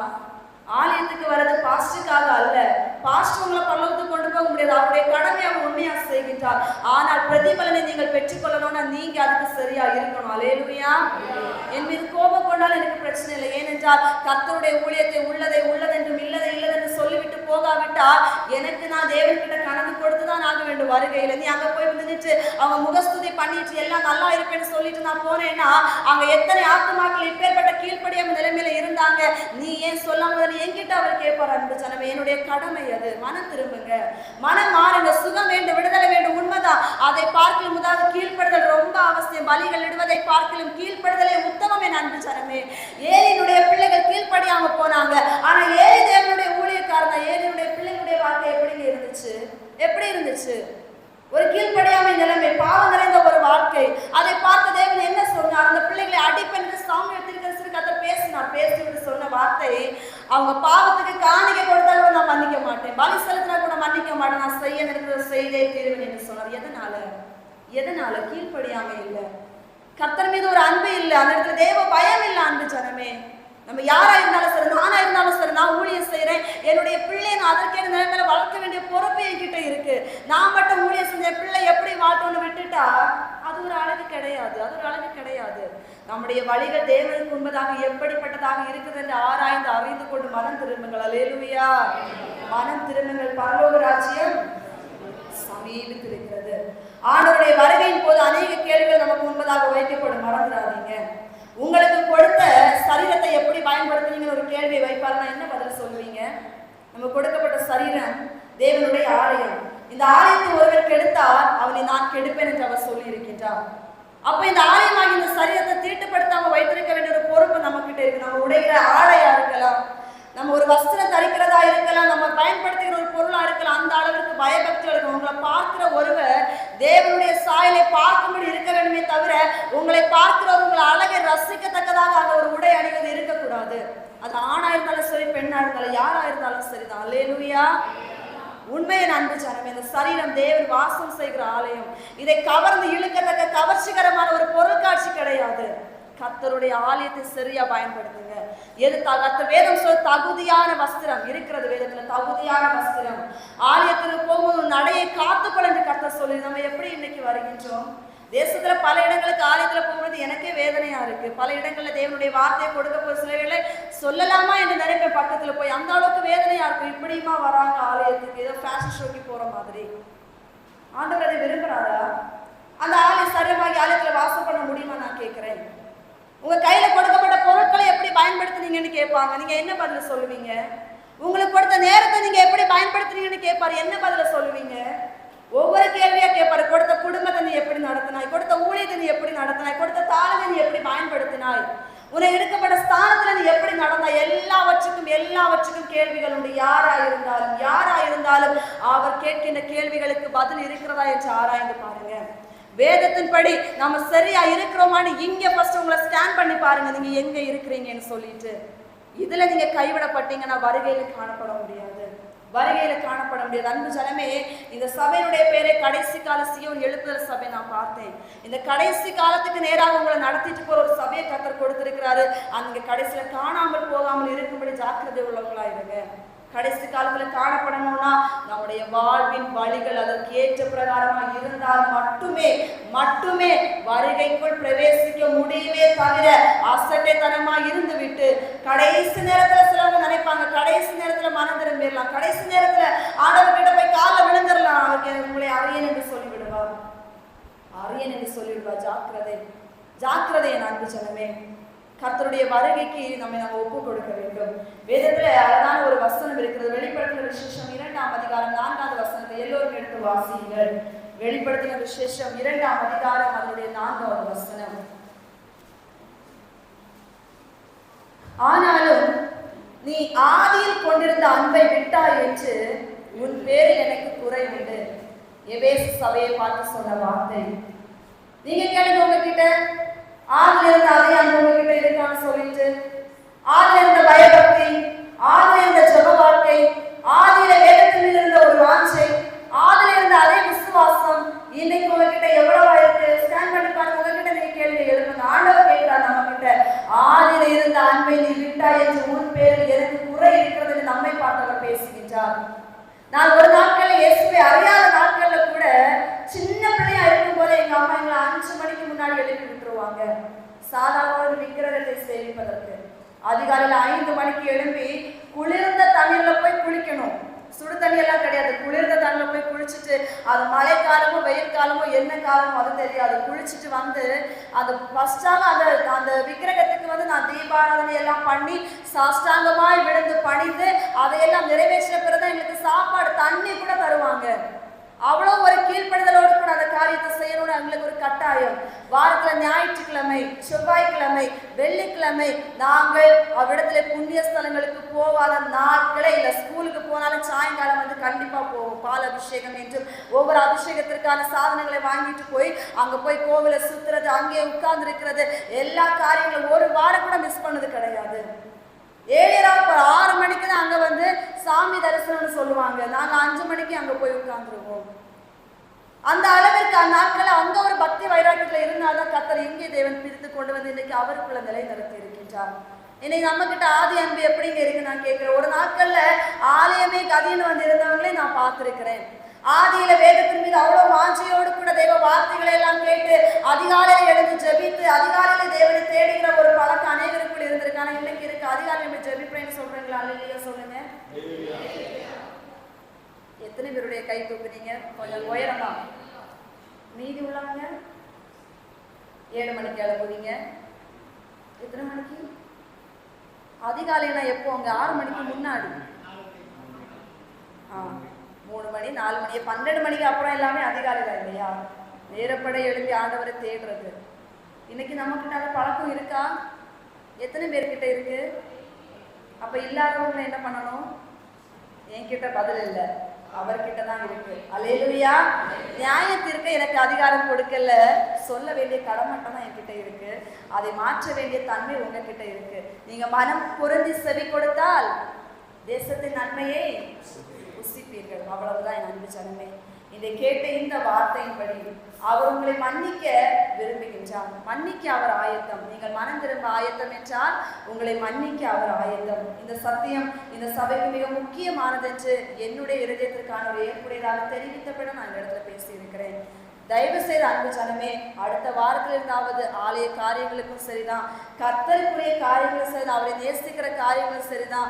ஒரு பாஸ்டருக்காக அவங்களுக்காக இல்லை, அவங்களுக்கு பிரச்சனை இல்லை, அவங்க ஆண்டோடைய ஊழியத்தை கரெக்டாக செய்வாங்க, அவங்க ஜெபிப்பாங்க, அவங்களுடைய கடமைகளை அவங்க நிறைவேற்றுவாங்க. ஆனால் ஆடுகளாகிய நீங்க சரியா இல்லாமல் இருந்தா நம்ம தான் கைவிடப்படுவோம். ஆகையினால் இன்றைக்கு நம்ம ஒப்பு கொடுக்கணும். ஏசப்பா, நான் உங்களை நேசிக்கிறேன், நான் உங்களை உண்மையா நான் நேசிப்பாப்பா. என் வாழ்க்கையில எந்த மனுஷனுடைய அன்பு இல்லை, உங்க அன்பு எனக்கு முக்கியம். நீங்க என் வாழ்க்கையில இல்லைன்னா நான் குப்பை, நீங்க எனக்கு வேணும், உங்க அன்பு எனக்கு வேணும். நான் உங்க அன்புல மூழ்கணும், உங்க அன்புக்கு நான் அடிமையாகணும். இந்த உலகத்துல வேஷம் போட்ட ஒரு வாழ்க்கை எனக்கு போதும், முகமூடி போட்டுவிட்டு எல்லாரையும் ஏமாற்றின ஒரு வாழ்க்கை போதும், ஒரு விசுவாசியை போல காண்பித்த ஒரு வாழ்க்கை எனக்கு போதும். உண்மையான ஒரு விசுவாசியாய், உண்மையான ஒரு சீடனாய், உண்மையான ஒரு எஸ்தராய், தெபோராளாய், ஒரு அன்னாளாய், ஒரு சிம்சோனா, ஒரு மாதலான வழிகளா அல்ல. நான் ஒரு யோசுவாவை போல, ஒரு மோசையை போல, ஒரு ஆபிரகாமை போல, ஒரு ஈசாக்கை போல, ஒரு யாக்கோபை போல, ஒரு பேதுருவை போல, ஒரு பவுலை போல, ஒரு கொர்நேலியுவை போல, ஒரு அப்பல்லோவை போல நான் மாறணும். நான் உங்களுக்கு முன்னுரிமை கொடுக்கணும். உங்க அன்புக்கு நான் அடிமையாகணும், உங்க வார்த்தைக்கு நான் கீழ்ப்படியணும். நீங்க இல்லாத வாழ்க்கை எனக்கு வேண்டாம், உங்க அன்பு இல்லாத வாழ்க்கை எனக்கு வேண்டாம். உங்க அன்பு தான் என்னுடைய உயிர் மூச்சு என்று சொல்லி இன்றைக்கு எத்தனை பேர் உங்களை ஒப்பு கொடுக்க ஆயத்தமோ அத்தனை பேரையும் அவர் ஏற்றுக்கொண்டு தன்னுடைய சீடர்களாக மாற்றுவதற்கு அவர் இன்றைக்கு ஆயத்தமாக இருக்கிறார். அல்லேலூயா. ஒரு சின்ன ஒரு கதையை மட்டும் சொல்லி நம்ம ஜெபிப்பதற்கு ஆயத்தமாக போகின்றோம். ஒரு மனிதன் தூங்கி கொண்டிருந்த பொழுது ஒரு கனவு பார்த்தாராம். அந்த கனவிலே அவர் கையிலே பாரம் நிறைந்த மரத்தால் செய்யப்பட்ட ஒரு பெரிய ஒரு சிலுவை கொடுக்கப்பட்டதாம். அந்த சிலுவை அவரால் சுமக்க முடியல, ரொம்ப கடினமாக ரொம்ப நீளமாக இருந்துச்சு.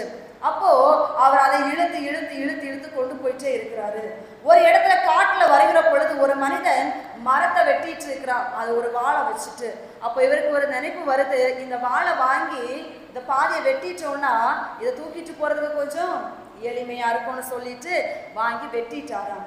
இப்ப அப்படியே சுமந்து சுமந்து போகும்போது பரலோகத்துக்கு போக வேண்டிய ஒரு இடம் வந்துச்சு, ஒரு பிளவு இருக்கிறது. அப்ப அங்கிருந்து ஒரு சத்தம் வருகிறதா, உன் கையில இருக்கிற சிலுவையை நீ அதுல வச்சுட்டு அதன் வழியா நடந்து இந்த பக்கமானு சொன்னாங்களாம். அது சிலுவையை வைக்கும் போது என்ன ஆக முடியல, அந்த இடம் பத்தல. ஏன்? அவர் வெட்டிட்டார் இல்லையா? பாரமா இருக்கு, கஷ்டமா இருக்கு, இந்த நோவை ரொம்ப பெருசா இருக்குன்னு வெட்டிட்டாரு. அது அவருடைய பரலோகத்துக்குள்ள போறதுக்கே தடையா இருந்துச்சு. அவர் கனவு தான் பார்த்தார். உடனே எழும்பி அவர் உணர்த்தின காரியங்களை அவர் யூகித்து மனம் திரும்பி அன்னைக்கு தன்னை ஒப்பு கொடுத்தாராம். அன்னைக்கு நம்ம வாழ்க்கையில கூட சில நேரங்கள்ல இப்பேற்பட்ட ஒரு நிலைமை இருக்கல. பாரமா இருக்கேன்னு வெட்டி ஓரமா ஒதுக்கி வச்சிருந்தாலும் சரிதான், முடியலன்னு தூக்கி கீழே வச்சிருந்தாலும் சரிதான், இன்னைக்கு ஒப்பு கொடுங்க, எனக்காக கொடுக்கப்பட்ட சிலுவையை நான் சுமப்பேன். உங்க மேல அன்பு வச்சுட்டு நான் அந்த சிலுவை எடுத்து சுமக்க ஆயத்தம். அது வேதனை கொடுக்கிற சிலுவையாக இருந்தாலும் சரி, அது பாரத்தை கொடுக்கிற சிலுவையாக இருந்தாலும் சரி, அது கடினமான சிலுவையாக இருந்தாலும் சரி, அது இடுக்கமான வழியாக போகக்கூடிய சிலுவையாக இருந்தாலும் சரி, இயேசு என்னோடு இருப்பதனால் நான் அதனை சுமக்க ஆயத்தம் என்று சொல்லி இன்னைக்கு சிலுவையின் அன்புக்கு கீழாய் உங்க வாழ்க்கையை ஒப்பு கொடுங்கள். யாவரும் எழுந்து நின்று தேவனுடைய சமூகத்தை நோக்கி இன்னைக்கு நம்ம ஒப்பு கொடுக்க போறோம். அப்பா, நான் வழி தப்பி போனேன்ப்பா, நான் வழி மாறி போயிட்டேன்ப்பா, ஏதோ ஒரு சூழ்நிலை, ஏதோ ஒரு சந்தர்ப்பத்துல நான் வழி மாறி போயிட்டேன், என்ன மன்னிச்சுங்கன்னு கேளுங்க. அன்பு ஜனமே, இந்த உலகம் நிரந்தரம் அல்ல, உலக வாழ்க்கை நிரந்தரமானது அல்ல. நீங்களும் நானும் வாழ்கிற இந்த வாழ்க்கை நிரந்தரமானது அல்ல. எப்போ வேண்டுமானாலும் நம்முடைய உயிர் மூச்சு இந்த பூமியிலிருந்து கடந்து போயிடும். ஏன் இன்றைக்கு கூட, நாளைக்கு கூட, நீங்க இத்தனை வருடங்கள் இருப்பதை நம்மளால சொல்ல முடியாது. அன்பு ஜனமையானவர் கொடுக்கப்பட்ட காலத்திலே, கொடுக்கப்பட்ட நாட்களிலே, கொடுக்கப்பட்ட சமயத்தை உண்மையாக பயன்படுத்தி இயேசுவின் மீது அன்பு பாராட்டி வாழ்கிற ஒரு வாழ்க்கை இருக்குமே ஆனால் உங்களோடு கூட சகலமும் இருக்கும். அன்பு இல்லாதவன் தேவனை அறியான் என்று யாக்கோபினுடைய புஸ்தகம் சொல்லுகிறது. அன்பு இல்லாதவன் தேவனை அறியான் என்று வேதம் சொல்லுகிறது. ஒருவன் என்னுடைய அன்பில் நிலைத்திருந்தால் நானும் அவன் நிலைத்திருப்பேன் என்று இயேசு சொன்னாரே. இயேசுவின் அன்பில் நிலைத்திருக்க முடிகிறதா என் அன்பு ஜனமே? இயேசுவின் அன்பை பார்க்கிலும் மேலான அன்பு என்ன இருக்கிறது இந்த உலகத்திலே? இயேசுவின் அன்பை பார்க்கிலும் மெய்யான அன்பு யார் கொடுக்கிறார் இந்த உலகத்திலே? ஏமாற்றாத அன்பு, களங்கமில்லாத அன்பு, கலப்படம் இல்லாத அன்பு, எதையும் எதிர்பார்க்காத அன்பு, உண்மையான அன்பு. அந்த அன்புக்கு இன்னைக்கு நம்ம ஒப்பு கொடுப்போம். அல்லேலூயா. அழகு மாயை நிலைத்திடாதே, அதை நான் பாதே மயக்கிடுவே. அழகு மாயை நிலைத்திடாதே, அதை நான் பாதே மயக்கிடுவே. அழகு போல் நான் சந்திடுவே.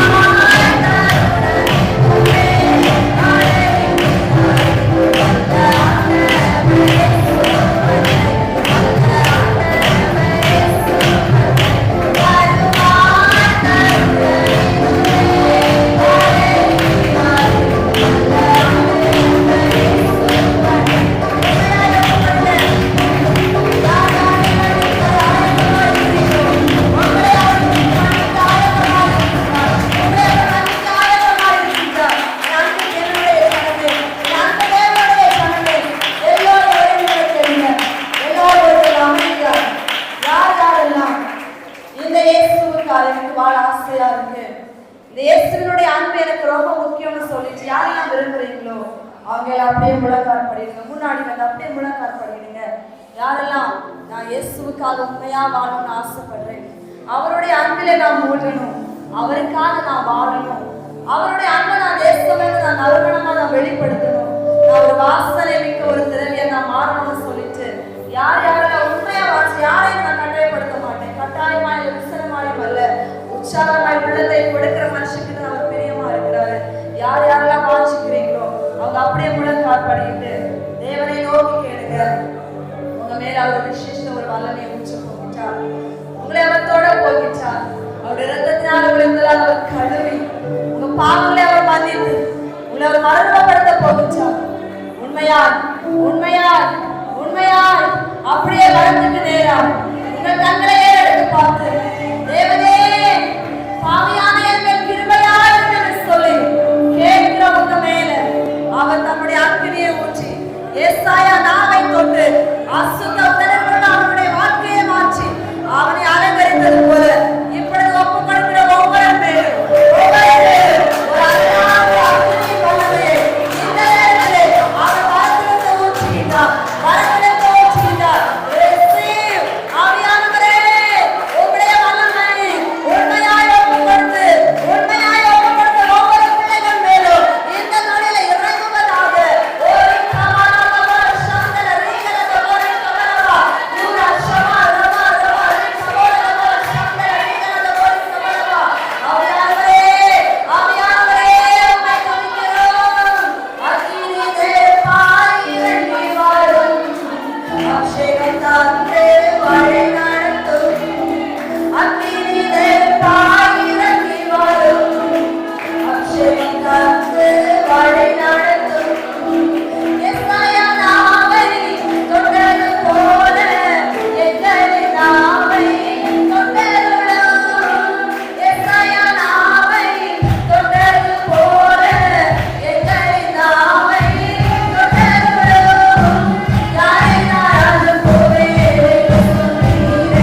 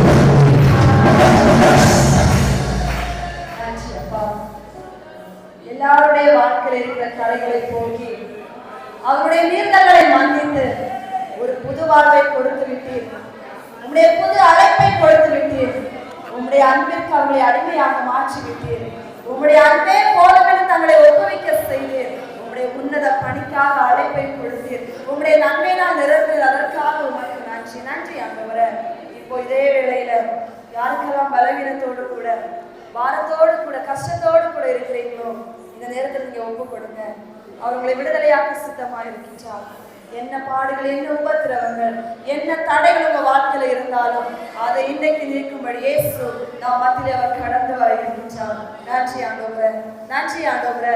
தடைகளை நீக்கி போடுகிறவர் உங்களுக்கு முன்பாக கடந்து போகிறார் என்று நான் சொல்கிறது.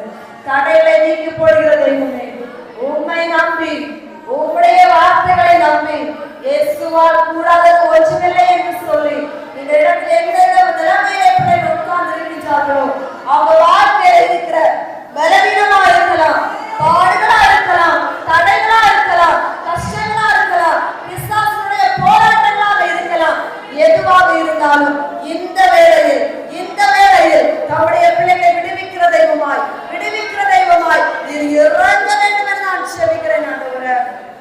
ஹல்லேலூயா. உந்தன் வல்லமைகள் குறைந்து போகவில்லை, உந்தன் கைத்தடிகள் மகிமை மாறவில்லை, உந்தன் வல்லமைகள் குறைந்து போகவில்லை, உந்தன் கைத்தடிகள் மகிமை மாறவில்லை. இயேசப்பா உந்தன் நாமத்தில் இன்றும் அற்புதங்கள் நடக்குது.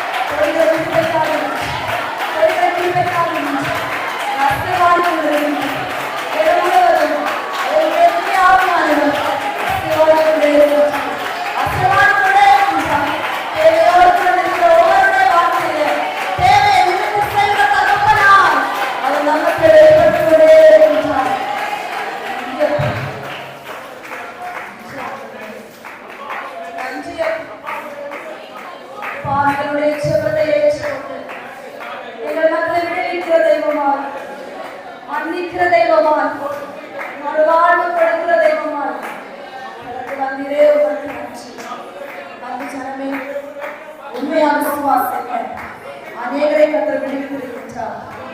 அநேகருடைய வாழ்க்கையை அவர் நன்மை செய்திருக்கின்றார். உண்மையாய் அவரை விசுவாசத்தினுடைய வாழ்க்கையை கட்டுகளை அவர் உடைத்திருக்கின்றார். போராட்டங்களை அவர் மாற்றி இருக்கின்றார். ஜீவனுள்ள சாட்சிகள் எழுத போகிறது.